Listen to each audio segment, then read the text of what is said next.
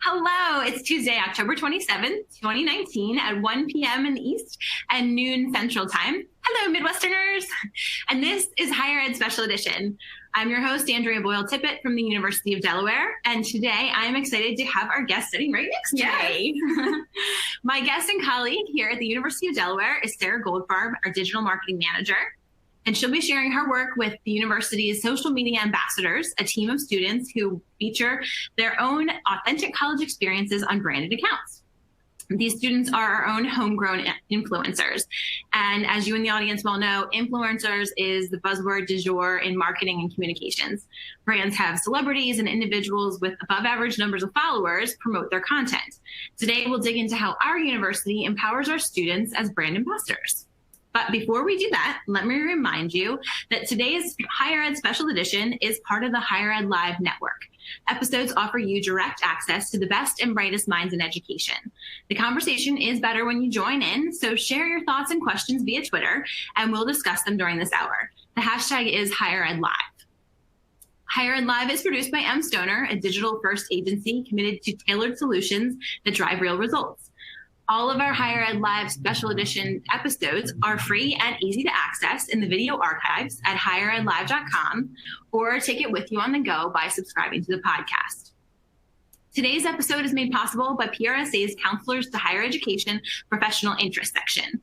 Counselors to Higher Ed provides PR professionals working in colleges and universities with publications, insights into the ways to promote the value, power, and appropriate role of communications and marketing functions within your institutions, and virtual events and terrific networking opportunities. So you might as well mark your calendars now for one of those. Spend April 6th through the 8th at our conference in New Orleans. We'll tweet out that link later. And now let me fully introduce our guest, Sarah Goldfarb. She oversees the content strategy for our university's website and social media channels, and she sits on the National Social Media Council alongside leaders from places like FedEx, 3M, State Farm, Eli Lilly, and other multinational corporations. UD is the only higher education member of that council.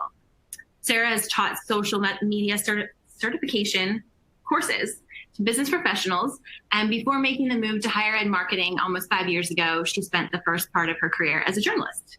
So I'm happy to have her join us. Thank you. Thank you. Now we'll turn it over to Sarah, and she'll go through the slides.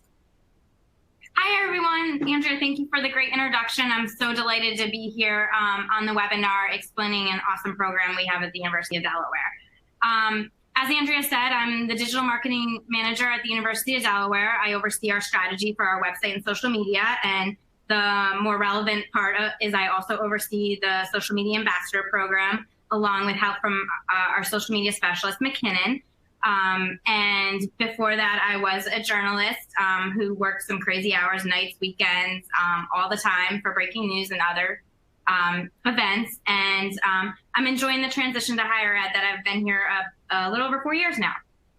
So let's dive right in to the presentation. Before I get into specifics of the SMA program, I thought it'd be interesting to step back a little bit and talk about our audience and really the reason why we're doing this program. So we're coming on a really cool time for prospective students. We're entering what I'm calling the Gen Z zone, which Gen Yers, have what we've been focused on in the past, and now Gen Z is this age group that was born in 2001 and all the way up to unborn children. So we'll be focused on them for several more years.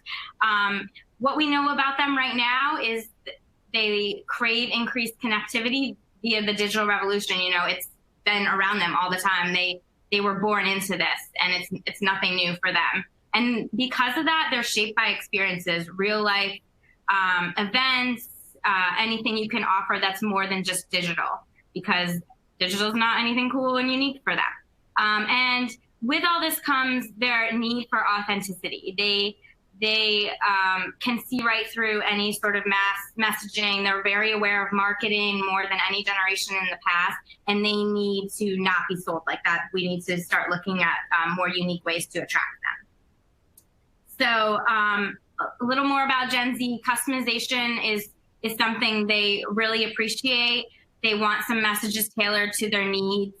A lot of schools, for instance, are sending out personalized admittance emails with their names and other things on them, and they really appreciate things like that. Feedback, they're used to frequent and consistent feedback. You know, they send a Snapchat, they want an answer. They put an Instagram post up, they like a like or a comment right away, and they're used to that. And that's why, you know, businesses and even higher ed has moved into this customer service marketing online where you need to answer. You can't just let a comment sit because they expect an answer. And then that goes to this two-way conversation as well. And, you know, they might not pick up the phone and call in a pizza. They prefer to post it online or order it online, but they love bots and AI chat and messaging, which is something I know a lot of higher ed institutions are exploring on how to meet their needs. So knowing all this, I think it dovetails really well into the social media ambassador program and how important it is to show this real life authentic experience. So the program here at University of Delaware started back in 2011. It was really, as far as we know, one of the first, if not the first programs like this at higher ed institutions before anyone was ever talking about influencer marketing or advocacy. So the people in my positions before me started this awesome program with the original intention that we were getting all these requests all across campus from units and departments to cover events or tweet out or post about their initiatives or their lectures. And this was a unique solution to try to cover that instead of just having the main brand channel, you know, tweet out something in their own voice. So it started on Twitter with just a handful of students that were kind of handpicked by the office as a good ones for this pilot program. And then it was successful through the years on Twitter. And as social media has evolved and different platforms have come about, we decided a couple years ago to move to Instagram. And this was really important because we were just finding out, you know, the students were on Instagram and that's where they were at, and it made sense. But we didn't really want to get rid of Twitter because it's such a good tool still for news and getting the word out on things. So now they have two accounts. They have a Twitter account and an Instagram account, and we found a great success in Instagram the last couple of years. So I'll go into some basics. So students are accepted into the program. After they fill out an application, they have about 6 weeks where the applications are open. 2 times a year, we open them up before each spring and fall semesters. And then, you know, we're to the point where we're getting hundreds of applications just because of how popular and long the program's been. So we do go through quite a vetting process. McKinnon and I will look through. They have to make their personal accounts public, which sometimes is a struggle for these students, but if they want to be in the program, we have them open them up during this period so we can look at their content, make sure they're posting appropriate things, and they get social media and they can be professional. We also inquire about other programs they have on campus because we want a very diverse group. So we look into that a lot. Their involvement, like in student groups, so whether they're athletes and those sorts of things. And, you know, how they can be ambassadors for those kind of programs too. And also, you know, their location, it's important to get, you know, varied group. We don't want everyone from Delaware or New Jersey or New York in the program. You know, if somebody applies from California or Texas, we'll take that in consideration. So then they create Blue Hen accounts. So they take their name and they use that as their handle. So in this case on this slide, Blue Hen Madison is an example, and they create the accounts, but they provide us with the passwords because in the contracts they say that UD officially owns these accounts, even though I never tweet or Instagram from them. I just have it just in case. Yeah, just the off chance that something really bad happens, or you were mentioning before when we talked about this offline that sometimes people drop out, students drop out for various reasons, and you need that just in case you have to shut down the account. Exactly. Like so it's just to be safe. So that's how they get started. And then they are free to tweet and Instagram as they are throughout the semester and the year. And here's just a cool example of a few of them. As I mentioned, we have about 70 right now. Here's a few of their faces. They get to pick their own avatars, and we put the UD, our mascot branding on there just to show this is an official Blue Hen account. And we like the pictures to be of themselves, you know, in real life. We don't want them all to be the same of headshots they took in our studio. So they provide us with images and we kind of make those avatars up for them and send them back to them. And you'll see that a few of them have globes here. That means they're University of Delaware World Scholars, which is a unique study abroad program here. First year freshmen get to go off, and it's throughout all 4 years they're a World Scholar here. So that's a huge initiative in our undergrad admissions office. So we kind of created a little subset of social media ambassadors as World Scholars, and you'll see that a few of them have globes. And the content they supply is really interesting. I mean, study abroad is a big thing here at the University of Delaware in general, but the content that I see from the World Scholars is a unique perspective because it's not just shots of campus and students frolicking on the green or things like that. It's like students at the Acropolis or students at just various places throughout Europe or New Zealand or things like that. Yeah, they take a class at an awesome museum or take a 10 cooking classes. So yeah, that's been an awesome tool for marketing of that. So the requirements of the SMAs are we have what I guess you could call quotas. That we require 3 tweets a week and 1 in-feed Instagram post a week. A lot of them are very into Instagram stories, which is great. You know, that's content we can amplify, especially if they tag us. But those are harder to track, so we don't make that part of a requirement. But this is a very low requirement. So people that are very active on their SMA accounts, they have no issues meeting this. We just have it there, so there's some guidelines. There's also learning opportunities. So we hold monthly meetings, McKinnon and I, we go and host them. And we oftentimes will have a guest speaker, whether that's somebody from another unit. Last month, we had athletics come and talk about their priorities and what they're doing on social media. We've had admissions and a bunch of other units come. And sometimes we'll have recent alums from the program come and talk about, their career and what they've done and their professions. So we also have bonding opportunities where coffee sessions are held a couple times a month. And we have a few select SMA student leaders. So ones that are upperclassmen who kind of lead the program from a student perspective, and they are seen as mentors and they hold coffee sessions. And those are very popular because what student doesn't want free coffee? So they'll do it at like Dunkin' or Starbucks here, and our office pays for the coffee, but we don't even go. It's just all student run. So then they also need to kind of show the student experience because that's a huge part of this, right? So they have to attend 2 approved campus events a month. McKinnon and I manage a huge calendar of events that we put in constantly of available events, and the SMAs will go in and sign up for ones. So there's a bunch on there, but we just require 2 campus events a month. But nowadays, these students are so involved that that's so easy for them to do because they're already going to these events anyway. Now they're just tweeting or Instagramming from their Blue Hen accounts while they're there. So it's a win-win for us. And sometimes it gives you the opportunity to promote something that is more like at the institutional administrative level that students might not necessarily be involved with. I'm thinking of, we had a groundbreaking for the stadium renovation and athletic and work that they're doing there. And I remember that I think there were student media ambassadors who came to that. But there's sometimes once in a while something that's a bit more academic or a little less sizzly that you can sometimes encourage social media ambassadors to go to, and then we get a student voice other than just the institutional kind of brand moment. Yeah, definitely. Students probably wouldn't have gone to that if I didn't put that up there. But it was like in the middle of the day, right out. I think it might have actually even been once we were on break for the holidays, and so it was great to have them there. Exactly.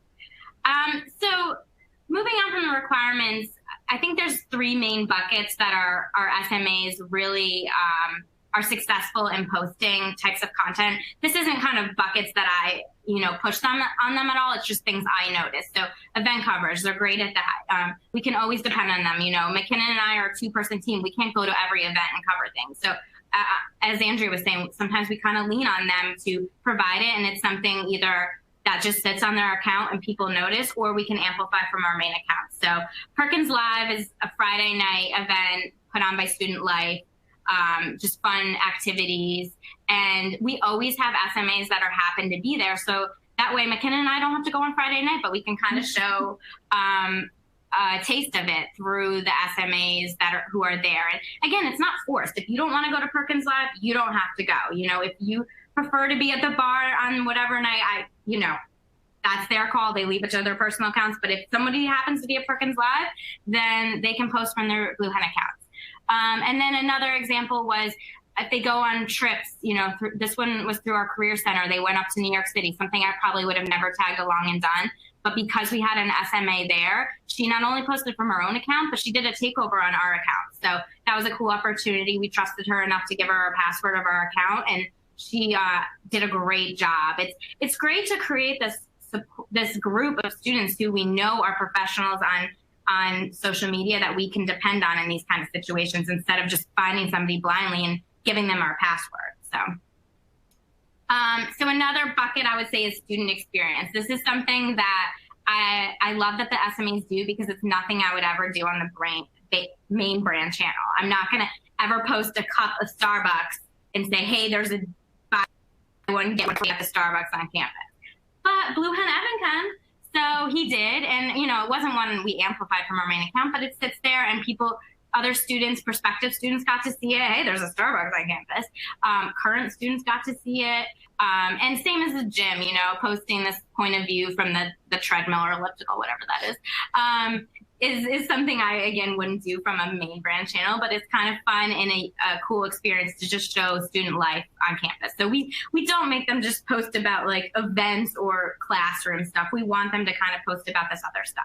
Well, that's important too, because it would be so awkward if we try to force it. You know, it's like, I think a lot of institutions really try to force that sometimes, because you do want to show the student experience, but you're not living that experience. Right. There's no forced here. This is real. And then the third one is Blue Hen Spirit, which is so important to us. You know, it's a huge priority for us to kind of increase organically the spirit around campus and show pride in different ways. And I think the SMAs do this. And again, this isn't even a mandate or a prompt. They just go ahead and do this and realize. And a lot of these students just love UD. So it makes for great content that we can use. Every Friday, we have something called Blue Hens Friday. And you're supposed to dress in your blue and gold. And this way we can kind of show it on our channels, but from the students. So these are probably photos we've shared on Blue Hen Fridays on our accounts that the students just naturally took on their own. And I took it like, I didn't even think of this, but this is probably 100% obvious, but Blue Hens is our mascot. Oh yeah, sorry. We're not just randomly talking about chickens. We talk about chickens on a daily basis, so it's normal for us, but just want everyone to be aware of that. And what you see there in that picture actually is our mascot. So it's UD. Yeah. So I've talked a lot about the types of content they post, but I also want to take that. I don't mandate anything. We want this authenticity to come through. And because of that, I never send them anything that says, hey, you know, you need to post this with these words. So I think that's unique. I know some advocacy programs out there some of them are doing something like that. And I've heard feedback that if you're seeing multiple tweets or posts with the exact same content from different people, you know, that's not good. So, and that's really where I think in some ways this differs from like the traditional influencer program that a brand, a non-higher ed brand might do, that you're not feeding them the content straight out. Those to me are obvious, but maybe it's because I'm a marketer, but you know, I think I can see when they're being fed content, and these SMAs really aren't. You know, we send them weekly emails. We're in touch with them. We tell them about priorities or important events coming up. If there's an admissions open house, or, you know, we told them about Mental Health Awareness Month and Wellness Day, and they kind of took it upon themselves to post about it in their own way. So, you know, I kind of am showing an example here of 3 different SMAs that took that knowledge of the Mental Health Awareness Day and kind of took it to their own, you know, brand, and they made it themselves. And one even tweeted out the counseling link. I don't even think I even suggested that link as an option. So they kind of found it themselves, and they're very good at this. So some SMA wins. I think number 1 is this point of view that we've been talking about, this insider peek into the world that we as UDelaware brands can't always get away with showing on our channels. So to me, that's the most important win here, and we're very successful at that. But a few other wins are, there's always a steady stream of content available for use on our brand channels. So, if we are having a slow day or a mundane day with, we just don't want to tweet out our news stories or other things, which are good, but media relations director, she has to say that. We want to switch it up. So we can always go to our SMA accounts and look at what they're doing. So sometimes we'll just amplify, like retweet or, regram their content. But other times, because of the contracts are set up, we can take the photo and post it as our own. We usually always, at least in the caption, credit them, because that helps them get followers too if we call them out specifically. But we can post it as our own content. So they're really just generating content for us if we need it. Another SMA win, we always, because I know these group of 70 awesome students on campus, we always have models on hand. So, this is an example of, we had these awesome Instagram wall pop-up installations we did for an admitted student open house in last April and March. And we kind of wanted to show them off.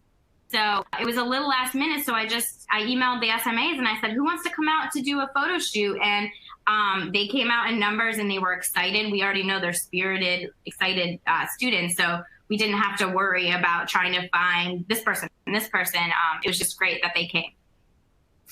And if we ever need, an interview for a video, we don't always depend on SMAs, but it's nice to have them. Mm-hmm. And then this is kind of cool. So we've heard from admissions that when they fill out surveys after they've been admitted and come here of reasons why, a lot of them will say that, they probably don't call it an SMA, but they'll say, I followed this person on Twitter, Blue Hen, Tim or whoever, and I saw what UD was, or that's how I found out about UD. So that's always really cool that we can attribute the SMA program to some actual admits. And I just put up a kind of a cool message that Blue Hen Evan actually received on Instagram of a student that was following him from his high school, and she decided because of him that she wanted to come here for nursing, which is his major.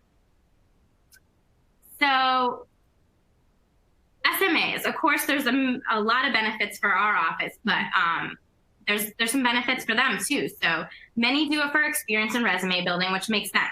There's a lot of marketing, communication, journalism students who are part of the program, and they get marketing, and they also know that they need to be doing social media marketing and learning about how to use social media in a professional landscape, because soon they'll be needing to do that for jobs. But it's also cool that we also have a wide variety. We try to get students from all 7 of our colleges represented, because we don't want to just show students going to marketing events. So I think we've done a good job of that, but we have engineering ones, computer science, environmental science, nursing, music, a huge group that just love to do it. And also the specific colleges who also have communications teams embedded in them are often asking about their SMAs who are in their colleges, or are trying to tap them, again, to go to maybe specific events that are for engineering majors or nursing majors, or pushing a particular message that those colleges are trying to push within the admission cycle. Agreed. I remember we had engineering week. We decided to do like a social media push on that, and we had a great SMA that happened to be an engineer, and she did a takeover during a day of that week and really kind of promoted the engineering program. And others, as I said, just do it because they love social media, and a lot of them just love University of Delaware. Maybe their parents went here, or they're just Delawareans, or they get here and they're just huge ambassadors for us. And this is a way to just be that brand ambassador for UD. And of course, there's some perks, right? So they're not officially compensated, but there's swag that they get, especially if they're going to certain events or models for us. There's behind the scenes access. There'll be times where we'll say, for instance, we have a makerspace opening up, and I'm offering up an opportunity for a couple of the SMAs to go and tour it before it's officially open, and that's cool. So they also get, tweet seats at basketball games and other things that they can sit in and really show off and get to be in a cool spot. But if you go back to your top point, I mean, there is this educational piece as well that that does transcend their majors and can be useful for them by knowing social media best practices and the guest speakers you have in that, exactly that kind of thing. And we've gotten, some of the guest speakers that are alums that come from, they work at agencies or other companies now doing social and advertising. A lot of them sometimes need interns. So if they come speak and they say, I need an intern, usually we place them with an SMA. So they probably get 70 applications. Right. So just some SMA etiquette, they do sign a contract, and we work with legal on that, but there's, some of the basic rules in the contract are, this is kind of actually a newer one, no paid promotions or sponsored posts, because, when we started this in 2011, I don't think even anybody knew what that was. But now we have a lot of companies reaching out to these students because they look at their following or they see that they're a brand ambassador. And these companies will reach out and say, can you just post a photo with, this, whatever it is. So I've had a lot of SMAs come to me and ask, is this okay? And we just don't want to get into that because they're officially brand accounts. So that is a rule that we follow. And then, the wording isn't as so, but there's no alcohol and drugs and other things on these accounts. And I really haven't run into that issue. They surprise me every day how professional they are. So it's not an issue. We put it in there just so we're covered, and they're very professional about that. And a lot of them still have personal accounts that are private, and I don't really look at those, and that's their own doing. So I think they realize that these are not for that. So just for clarity, you said you have them, if they do have private accounts, you have them open them up during the application period, so you can look at them, vet them, but then after that, you don't go in. If they want to put them back to personal, I don't think that's my job to say yes or no on that. So I do know that a lot of times, other people that are following their Blue Hen accounts might go follow their personal account too. But yeah, I just let them do what they want on their personal account. So as I said, very few reminders are needed. Here's a cute photo. They all get lanyards.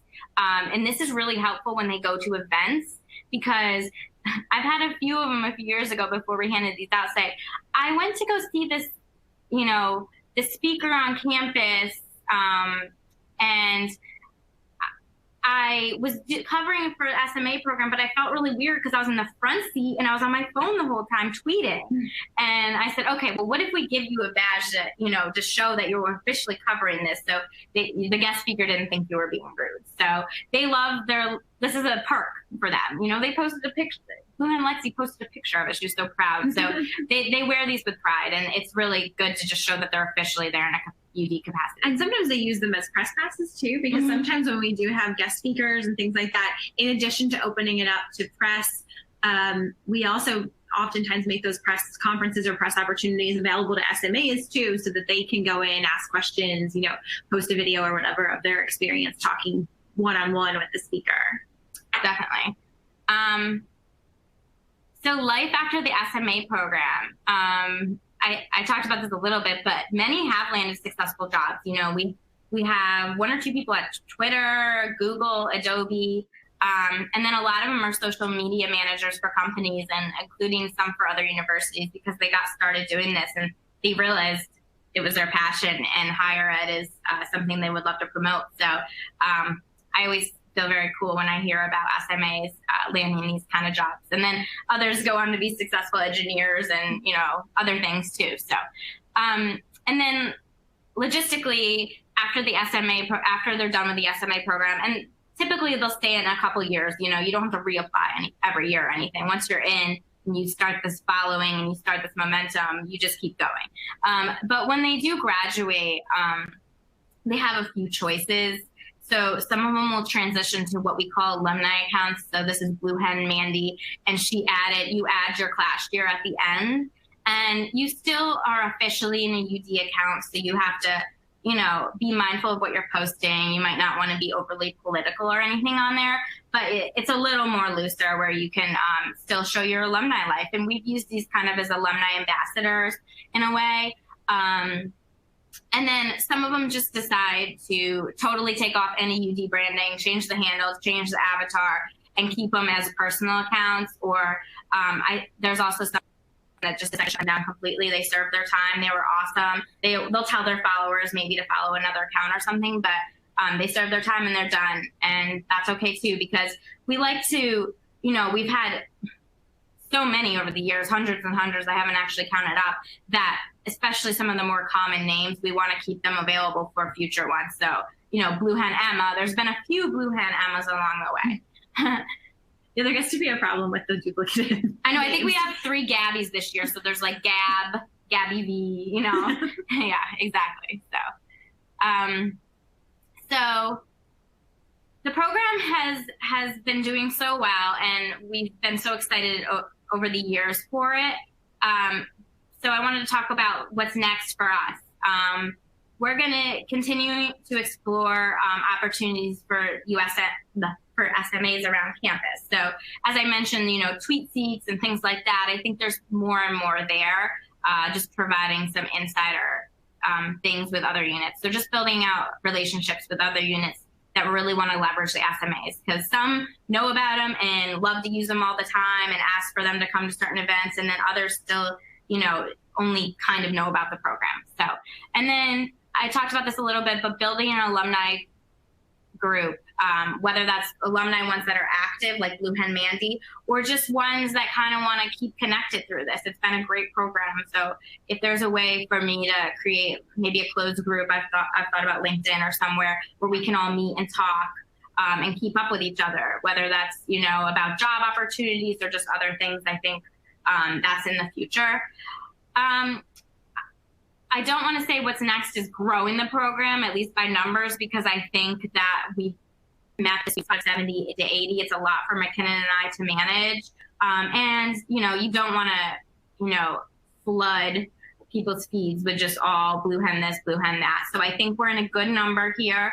But I think there's still opportunities to diversify that pool, whether that's, making sure we have, a marine biologist SMA student, and, maybe there's opportunities for grad students. We recently had our first associate in arts is a program here for your associate program. We recently had one of those, which was really cool because then she transitioned to the main campus for the 4-year experience. So that was cool. We already have a lot of study abroad ones, but I think there's definitely more areas to expand there.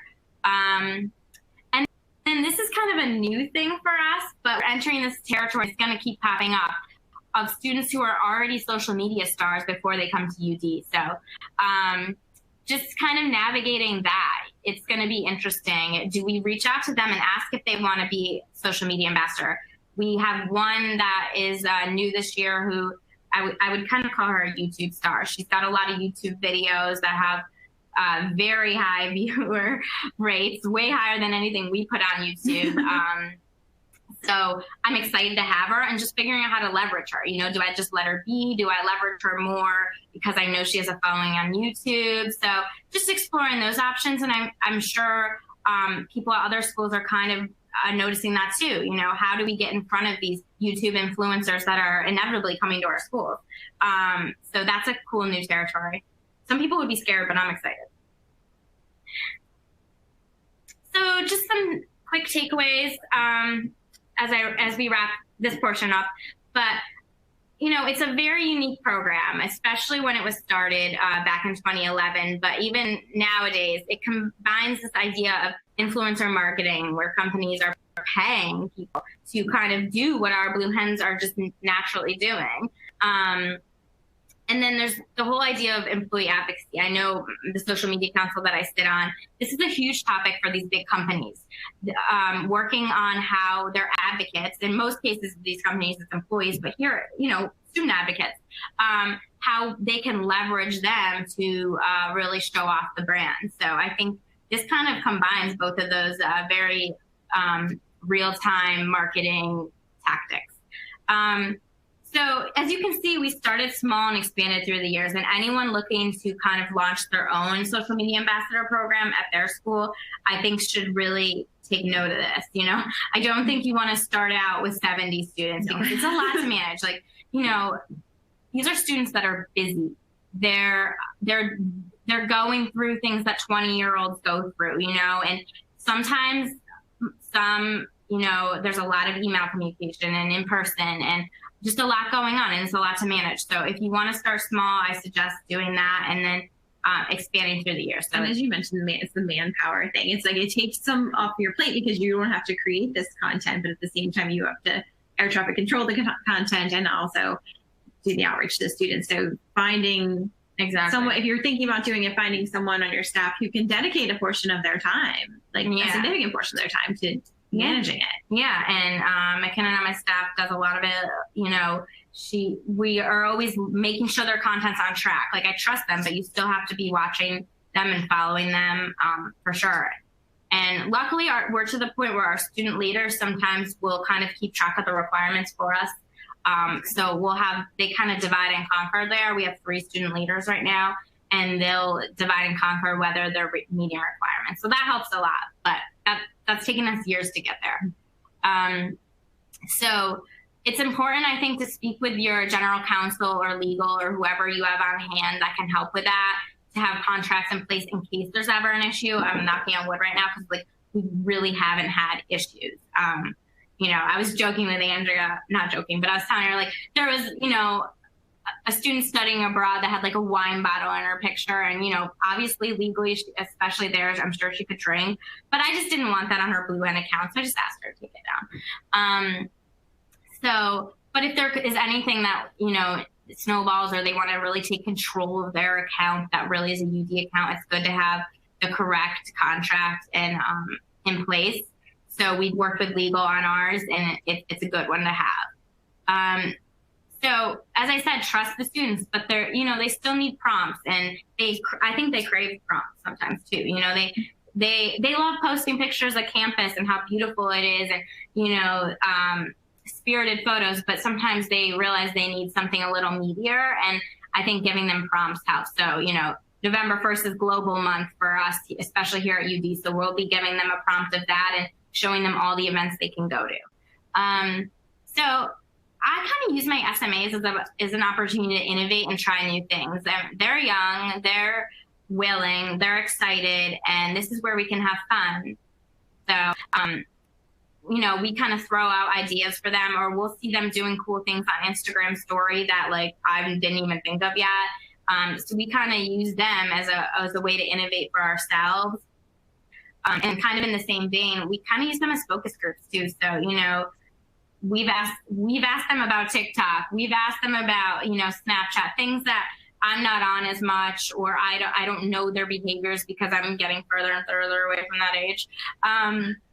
And they stay the same age. They date. I can't even. So it's really a great opportunity to just, like, tap into these students' brains, because we're all doing this for really their audience. And I find it a great way to have an engaged group that I know. You know, there's always, this is hard for me because there's thousands and thousands of students around, but sometimes I don't have time, or I don't even know where to start to get content for students or to get info from them. And this is a great place to start. And even if I don't use the SMAs all the time, they all have friends and classmates that can help point me in the right direction for students that I need for specific needs.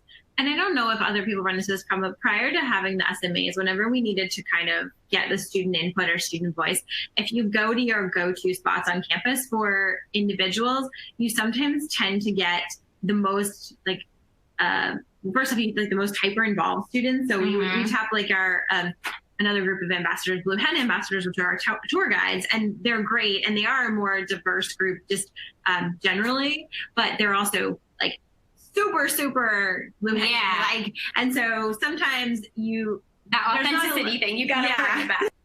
Yeah. There's not some universities, maybe others have this. There's not always a good way to kind of get students who are kind of across the board, who have a diversity of interests, as well as, you know, like race and sexual orientation and other like kind of typical diversity markers. So that in some ways is a good way to. Yeah.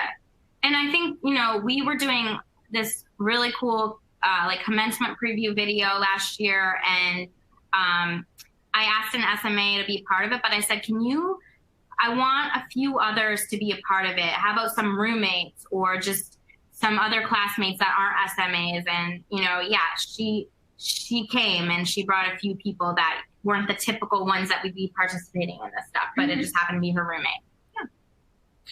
So thank you very much. I think that wraps up my official slides portion. Feel free to follow me or reach out to me if you have other questions, especially if you're thinking about starting up a similar program, or you have one and you just have run into a roadblock, because we've probably run into some similar issue over the years. So I'd be interested to hear from you. Thank you, Andrea. Yeah, absolutely. So I wasn't being rude while I know Sarah knows this, but just so everyone, I had my phone in front of me checking Twitter in case there's inquiries via Twitter, so I didn't want people to think I was not paying attention to her. But actually, I do have one that came in, and actually it's on my phone. Terp711 said, which platforms are you using for the SMA program, and do you give students a choice? So I know we talked about this. They have both a Twitter account and an Instagram account. Have you ever, one, run into problems with them pushing back on being on both platforms? And two, are you considering or have you considered other platforms? Good question.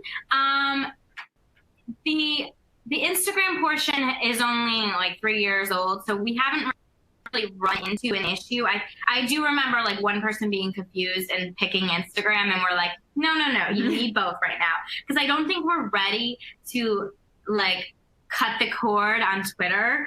I think the students favor Instagram, and sometimes that's obvious when I'm looking through their content, and I feel for them. I mean, if they're at a 5K for fun and we had asked them to cover it because, you know, it's a good cause or it's related to UD, and they have to run it for fun, they have to Instagram and tweet it, it's a lot. So I could not do either of those things if I ran a 5K. It would just be like a picture of my sneakers, because that would be right. But I haven't heard pushback yet. I could see over the next couple years, really people leaning toward Instagram. But right now we kind of require both, because they do fuel a lot of our Twitter coverage, and just the you know, the community here at UD still strongly is into Twitter, and I think that's what matters. And I think the SMAs help with that a lot. I think in general, we've even run into a few didn't even have Twitter accounts anyway. But they all pick up on Twitter easily, or they had it in high school for some reason or something. So I haven't gotten pushback yet. And we haven't really considered any other accounts. We don't even have a main UD Snapchat. And the problem with Snapchat is it's so hard to amplify anything from another account, or even just keep track of anything, that we don't really think that would be a good account for our ambassadors to be on right now. So I'm sure in the future there'll be another chance for another platform, but right now we're pretty set on Twitter and Instagram. So Tiffany, I'm sorry, Tiffany, I say your last name, Linane, asked if you can share how you actually get students excited to participate. So how do you recruit students? Okay. So I wasn't here in the very beginning of the program, but now we have no issues. It's crazy how it spread. So there's been years we didn't really do any official recruiting. We just opened up the forum. We do put like a short article on our news service site, UDaily, and about how applications are open. And we kind of, you know, we show a few cool opportunities. You know, Joe Biden, one of our most famous alums, if not the most famous, if he comes or something, sometimes we'll get them cool behind the scenes, meet Joe Biden. So we'll show off a few things, like look at the cool things you can do, and put up the application, and we get hundreds of applicants. So we don't have a recruiting issue, but I think that's partially because the history of the program, and just it's out there, and then friends recruit their friends and things like that. So it kind of happens. But I will say there's a few times we've reached out to specific either people or units or RSO, registered student organizations, sorry, acronyms, to kind of tell them about the program and show them. And, you know, I think that just showing what they can do with their connections or being connected to the Office of Communications and Marketing here, I think is really beneficial. So maybe if there's a struggle to get people excited, maybe you do start the relevant major. So journalism, communications, marketing, people that they're going to need this. You know, they're going to need this real life experience if they're going to find a successful job after college. So starting with those could be an easy win because it makes more sense for what's in it for them situation. But eventually as the program grows, I think people just see the excitement. Yeah, I think I'm trying to tap my memory since I've been here the whole time this program has been here about how we kind of like generated it. It was part of that was starting with the majors. There's also ideas like connecting with your career services or career center, because as Sarah said, these are skills that those students may need, and students in various different majors may need them. So maybe they can, you know, advertise it to the sophomores and juniors of for that aspect. Also, we had college-specific units that were, again, really interested in getting some engineers in there or some agriculture majors in there and things like that. And they've done outreach to their own students within, you know, with their own channels via either email or, you know, flyers in those buildings or things of that nature, digital signs in those buildings.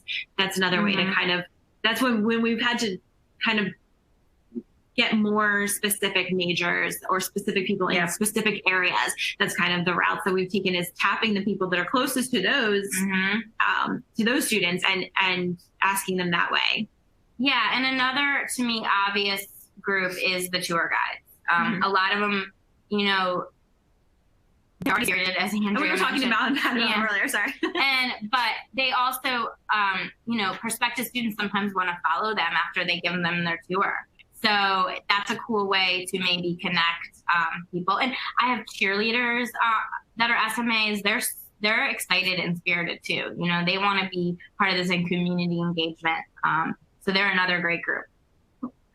So we have a question from Madeline Roberts-Kyle. Hi, Madeline. And she said, how do you promote the SMA's accounts when they start them? Okay, good question. I think we do... I feel like Twitter's easier because you can do lists, and we have a website, udow.edu/social media. You can get to it there. That's just for the SMA, so it's kind of a little display. So we either promote that page to kind of show off, but we can also tweet out the Twitter list to kind of show us our cool new SMAs. Instagram's a little harder because of the privacy settings. There's really no way to aggregate like a group of people on Instagram without just like typing out the handles. But I think a more natural way is we find really good content early that they posted and we amplify it, meaning, you know, we retweet their content, and that's how they get a lot of their followers. So, and Instagram story is a great way. We tell them, tag U Delaware's account in your stories if you think this would rise the brand level, and we'll share your content there, and that's how you get a lot of your followers. So that's how we kind of start off promoting them. How much content would you say that you reshare from the main channels? Like, how often do you How much of our main channel content is SMA? Thank you. Yes. Probably about a quarter. It depends, you know, like Homecoming was this past weekend, and we relied on them a lot. You know, they were the ones showing this cool perspective at the games and for Spirit Day and things like that. So we relied on them more than typical, but I would say about a quarter of our content. We don't, you know, user-generated content is huge right now, but you don't want to like flood your channels with just SMA stuff. Do the responses differ when, like, the social response to the student-generated stuff differ than the more brand channel-y? A little bit, you know, there'll be a lot of, it always amazes me. You post something on Instagram and you see like 42 comments and you go look and it's all that person's friends tagging them and going, yeah, you're a superstar. So yeah, it depends. You know, some of them have big personalities and followings on campus. So I would say that content tends to do really well.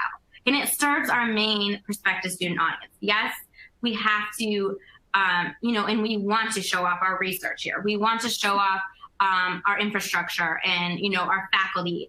There's so much we want to show off, but really at the end of the day, the prospective student aimed content is the content that does really well for us. And that's very deliberate. I mean, for especially via those two channels, that is the main audience, number one audience. Yep. What do you have any ideas on the numbers? And I'm sorry to spring a numbers question on you. That's okay. Do you have any idea of like the average number of followers for each SMA or like the reach kind of in aggregate? Yeah. Well, luckily for you, I'm a numbers analytics junkie, so I can kind of get you this. I would say it's, you know, several hundred. They start, you know, like you're starting any new account, you're going to start off a little slow. Back to the what do you do for promotion question. Another thing that we have them do if they want, because nothing here is you have to do, but promote your Blue Hen account on your personal accounts. I'm amazed at how many followers these students have on their personal accounts, you know, thousands and thousands. So promote those accounts there. That helps you some. And they start building their audience kind of from scratch, but a lot of them, by the time they graduate, do have, you know, several hundred followers. And I think that says a lot about this generation and also how hard they work at getting followers. We give them tips throughout the years too. Awesome. Okay. So I think that we're going to wrap up. I'm just going to put up Sarah's contact information one more time so everyone can see it. If you do have any questions, or I know you have some sample language from the contracts that we use, because that's a question that comes up a lot from other institutions, please feel free to reach out to Sarah. And so, but I just want to thank you again for joining us. And thanks as always to our program sponsor, PRSA's Counselors to Higher Education. Don't forget to follow us and engage with us on Twitter, Facebook, and LinkedIn. And we appreciate you joining us for this special edition of Higher Ed Live. Have a great afternoon. Thank you.